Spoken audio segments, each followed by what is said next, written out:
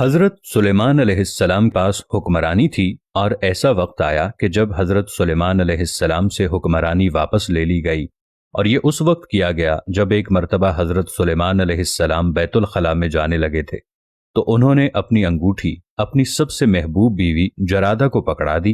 اور کہا کہ آپ واپس آ کر یہ انگوٹھی ان سے لے لیں گے۔ حضرت سلیمان علیہ السلام یہ کہہ کر بیت الخلاء میں چلے گئے۔ اسی اثنا میں وہاں پر شیطان آ گیا اور ان کی بیوی جرادہ کو حضرت سلیمان علیہ السلام کے روپ میں ملا اور کہا کہ انگوٹھی واپس کر دو۔ تو ان کی بیوی نے سمجھا کہ یہ حضرت سلیمان علیہ السلام ہیں، اور انہوں نے وہ انگوٹھی واپس کر دی، جس پر تمام جن اور انسان شیطان کے مطیع ہو گئے۔ اس کے بعد یہ ہوا کہ حضرت سلیمان علیہ السلام بیت الخلاء سے نکل کر اپنی بیوی جرادہ کے پاس جاتے ہیں اور کہتے ہیں میری انگوٹھی دے دو، تو وہ کہنے لگیں کہ انگوٹھی تو میں نے سلیمان کو دے دی ہے اور تم سلیمان نہیں ہو۔ اس پر حضرت سلیمان علیہ السلام کہتے ہیں کہ میں ہی سلیمان ہوں، لیکن ان کی بیوی کے ساتھ ساتھ باقی لوگ بھی ان پر یقین نہیں کرتے اور کہتے ہیں کہ تم سلیمان علیہ السلام نہیں ہو، اور لوگ غصے میں آ کر ان کو پتھر مارنے لگتے ہیں۔ حضرت سلیمان علیہ السلام نے جب یہ تمام چیزیں دیکھیں تو ان کو پتہ چل گیا کہ یہ اللہ تعالیٰ کی طرف سے آزمائش ہے۔ جب آزمائش مکمل ہوئی تو اللہ تعالیٰ نے لوگوں کے دلوں میں یہ ڈال دیا کہ یہ جو سلیمان بن کر ان کے پاس آیا تھا وہ شیطان تھا، جس پر لوگوں نے حضرت سلیمان علیہ السلام کی بیویوں کے پاس ایک پیغام بھیجا اور کہا کہ کیا کوئی غیر معمولی بات سلیمان میں نظر آئی ہے؟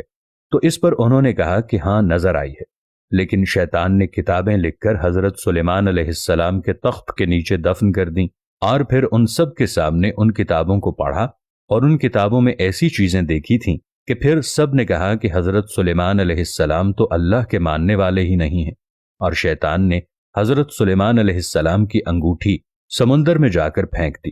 اور اللہ تعالیٰ کی کرنی ایسی ہوئی کہ وہ انگوٹھی ایک مچھلی کے پیٹ میں چلی گئی۔